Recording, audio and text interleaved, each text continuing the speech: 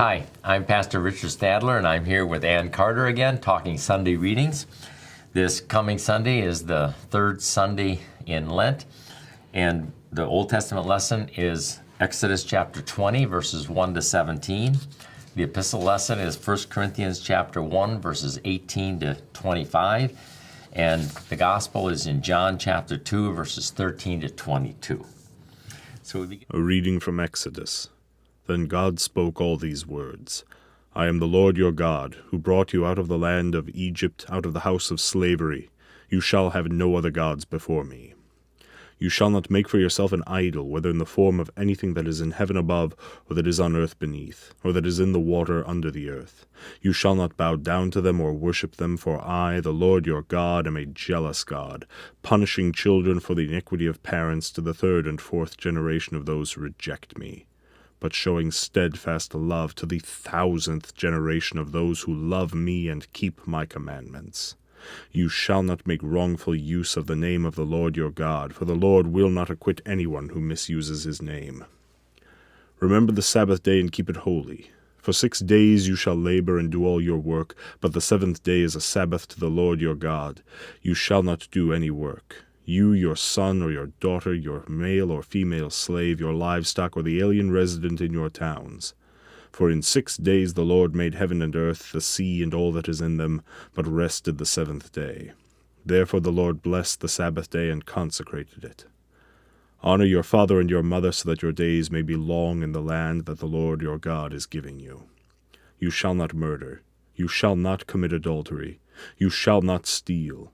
You shall not bear false witness against your neighbor. You shall not covet your neighbor's house. You shall not covet your neighbor's wife, or male or female slave, or ox or donkey, or anything that belongs to your neighbor. So we begin with the Old Testament lesson, which is the Ten Commandments being given on Mount Sinai from God through Moses to the people. And if we noticed, 2 weeks ago, the Old Testament lesson was the covenant with Noah. Then we had the covenant with Abraham last week. And now this week we're getting the covenant that God makes with Israel, which characteristically is different from the previous two covenants, which were both unilateral. This one is bilateral. It requires something of Israel, and then God promises to be their God if they do the things required of them, stipulated for them. And so what do we notice about the Ten Commandments, besides the fact that they are impossible for us to keep? Well, in sympathy with the children of Israel, they came out of the land of Egypt, and yes, under this extraordinary act that God had done for them. They saw these 10 plagues. They saw the waters of the Red Sea parted. They witnessed the presence of God on Mount Sinai in this cloud and lightning, et cetera, et cetera. And then they get all of these rules. And if all of a sudden you are thrust into a life of rules, it would be hard to acclimate yourself to that kind of a lifestyle. And the Pirates of the Caribbean, they always say, well, it's more like guidelines. It's not really laws, they're more like guidelines. Well, these are pretty right in the heart. They're very specific. They're very specific, but they also are specific in ways that are foreign. For instance, honor your father and mother. Now, there were peoples in the old days who, once you were old and no longer a help to your tribe, to your peoples, you were just left to die. So there's some things that are very foreign to how you live your life. Do not commit adultery. Well, if my lifestyle formerly was whatever happens, and I can do whatever I want to, it would be hard to rein yourself back in and to live in this new way. That's why, as you said in previous meetings, it was good that there was this undercurrent of a covenant beforehand that said, I'm not going to leave you. Here's how I want you to live. This is going to give you a better life. But I already got it covered under here. But I'm telling you that this is a better way to be if you can follow these rules. Yeah. And the children of Israel, the first time they hear the commandments of God, when Moses comes down the mountain and shares them with them, they all unanimously shout out, "This we will do. We'll do this." Well, and by the time you get to chapter 33, they've already made a golden calf and committed idolatry. And so they've demonstrated that they can't earn the promise of God by their behavior according to the law. They need God's grace, and they need to depend upon it. What I find interesting about these commandments, in English we don't know for sure, but when it says, "You shall have no other gods," and all of the commandments say, "You shall not make any graven image," is that a singular or a plural? I guess I would think it's a plural because it's a corporate. Because you're talking to the people. Yeah. They're all singulars. Every single command is singular, stated in the singular. And there are some people who say that's because God considers the nation Israel as a unit, and therefore if you break one of these commandments as an individual, you are sullying the record of the people. You're breaking a communal responsibility. And we know that when Israel came across the Jordan River under Joshua, and somebody had taken more than they were entitled to in Jericho and hid it, when they go to Ai, they are defeated. And God says, see, that sinner who was individual has had a negative effect on everybody, a negative consequence for everybody. Everybody suffers because of that person's sin. That may be one way of understanding the singulars here, but I think there's another more important thought, and maybe both are true, that God is trying to be so sophisticated that he gives you both understandings simultaneously. And that is, moral behavior is a very individual thing. It's an I individual cannot choice. depend on mom and dad's faithfulness to the commandments to make me safe. I have to perform the commandments. And if I don't perform the commandments, then I need to confess my sin, and I need to receive the forgiveness that God has provided for me richly by his grace.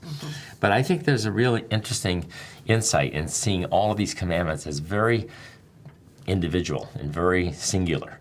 And that therefore it helps my conscience be stirred up so that I'm not always using the commandments to condemn everybody else and fail to use the commandments also to identify my own need for God's forgiveness and his grace. Yeah. I had always, when I memorized this when I was in years and years ago, I, the Lord your God, am a jealous God, visiting the iniquity of the fathers upon the sons unto the third and fourth generation of them that hate me, but showing mercy unto the thousands of them that love me and keep my commandments. That's Great. Thank you. Your pastor would be so proud of you. You can thank still you. recite it. Thank you very much. But this version that I printed off from the Revised Common Lectionary says, showing steadfast love to the 1000th generation of those who love me. And I liked that it wasn't, when I think of thousands, I think of this level, thousands of people gathered. But when I think of 1000th generation, I think of all the people who are going to follow after. And that he knows we're not going to get this. But if you approach him and say, I want to try, he will stay with you. And he will be with your children, and you teach your children to keep trying. You're not going to make it, but he's going to be with you over and over through. His grace endures forever. Yes, that's what, his grace endures forever. And I can't, when I raise my children, I'm not responsible for their behavior after I'm gone. I simply, I can't be. Yeah. But I can give them the tools, and God will respect and love my attempt and will be with them as we go forward. And the flip side of that is what he says just before that, when he talks about, I am a jealous God, visiting the iniquity of the fathers on the children to the third and fourth generation. And some people have misunderstood that to say God will punish the children and the grandchildren for the sins of their parents. And Ezekiel disagrees with that, and there's a contradiction in the Bible. It is not saying that. And a careless reading will give you that understanding, because what he adds significantly is to the third and fourth generation of those who still hate me. So if the kids adopt the hateful attitude of their parents, then yes, they will receive the same punishment that their parents get. But if a child like Hezekiah, who didn't follow the example of his father and was a good king and was a devout king, he repudiated that bad example of his dad. And similarly here, what it's, I think, reminding us of is it's only if the children repeat the sinfulness of their parents that they'll receive the punishment that their parents got, and deserved. But God wants to be merciful, and He is forever merciful, and that's what the section is that so those two balance out in a beautiful way here in the explanation to the commandments. Yeah. Because if you are the victim as a child of the abuse of your parent, it doesn't mean that you are punished Right. for that. It means that you can break the cycle, and Right. God is there to help you break that cycle. It doesn't have to repeat over and over and over again. Exactly. A reading from Paul's letter to the Corinthians. The message about the cross is foolishness to those who are perishing, but to us who are being saved it is the power of God. For it is written, I will destroy the wisdom of the wise, and the discernment of the discerning I will thwart. Where is the one who is wise? Where is the scribe? Where is the debater of this age? Has not God made foolish the wisdom of the world? For since, in the wisdom of God, the world did not know God through wisdom, God decided, through the foolishness of our proclamation, to save those who believe. For Jews demand signs and Greeks desire wisdom, but we proclaim Christ crucified, a stumbling block to Jews and foolishness to Gentiles, but to those who are the called, both Jews and Greeks, Christ, the power of God and the wisdom of God. For God's foolishness is wiser than human wisdom, and God's weakness is stronger than human strength. Now, if we go to the Corinthians passage in 1 Corinthians 1:18-25, here Paul seems to really be zeroing in on the contrast between the wisdom of God and the so-called wisdom of humans. And to many of those who are considered wise in this world, the ways of God seem foolish.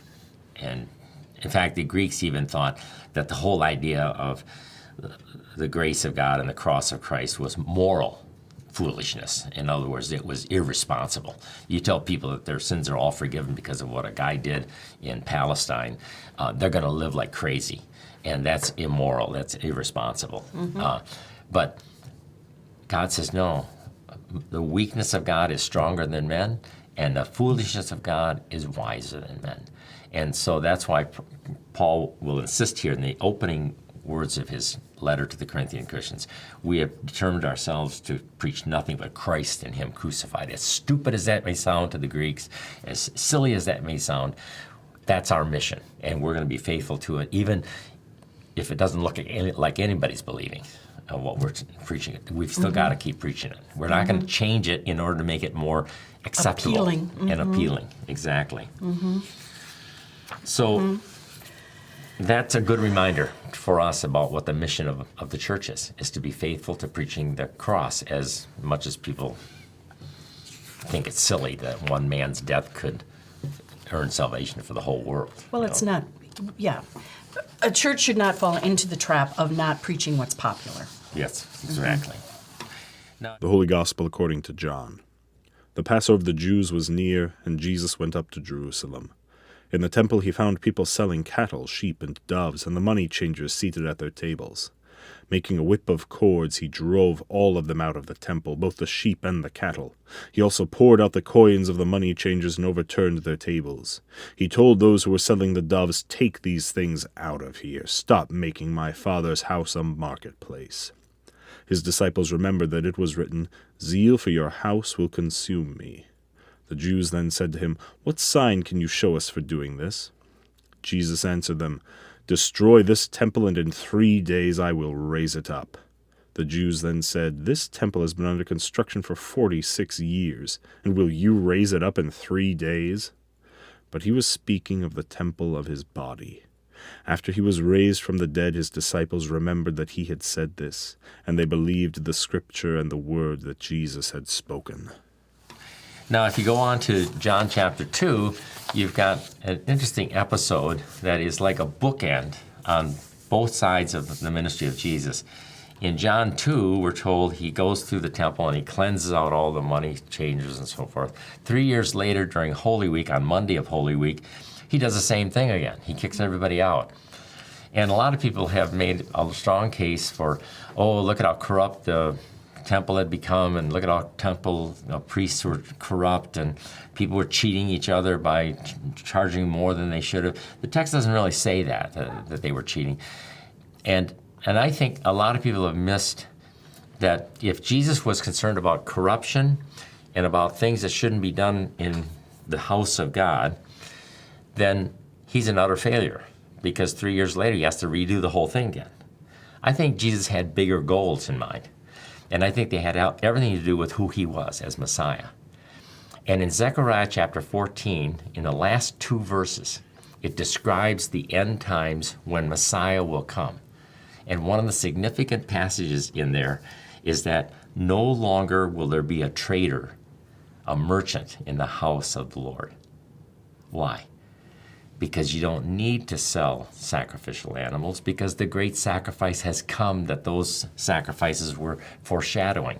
You won't need to exchange your money in order to pay your temple tax, because the Messiah has come and fulfilled everything that was prophesied about him. And so I think Jesus was preaching a visual sermon. Mm-hmm. I am here.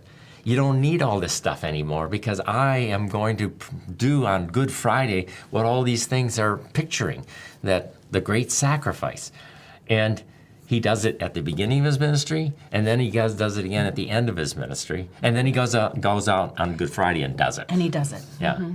And so that to me is much more Christological than all this talk about corruption in the temple, and he's all upset about the cheating and all about the evil that's going on.